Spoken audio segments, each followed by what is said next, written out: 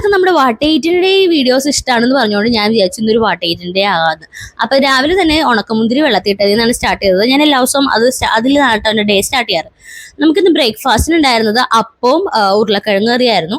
അങ്ങനെ അതൊക്കെ കഴിച്ച് കുറച്ച് നേരം കഴിഞ്ഞപ്പോൾ ഒരു 11 മണിയായപ്പോൾ എനിക്കൊരു പപ്സ് കഴിക്കണമെന്ന് തോന്നി. റോയൽ ബേക്കറിയിൽ ചേട്ടൻ ഉണ്ടായതുകൊണ്ട് അവനെ വിട്ടത് വാങ്ങിക്കുകയും ചെയ്തു കേട്ടോ.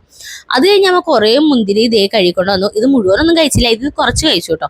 അത് കഴിഞ്ഞിട്ട് ഞാൻ ഒരു പേരൊക്കെ കഴിച്ചു. ഇത് നമ്മുടെ വീട്ടിൽ തന്നെ ഉണ്ടായതാണ് കേട്ടോ. വീട്ടിൽ തന്നെ ഉണ്ടായ സാധനങ്ങൾ കഴിക്കാൻ നല്ല ടേസ്റ്റ് അല്ലേ. പിന്നെ ചോറും സാമ്പാറും അവിയലൊക്കെ കൂട്ടിയിട്ട് ഒരു നോർമൽ ലഞ്ചായിരുന്നു. അതിൻ്റെ കൂടെ വേറെ എന്താണ്ടും ഉണ്ടായിരുന്നു, അത് ഞാൻ കഴിച്ചില്ല കേട്ടോ.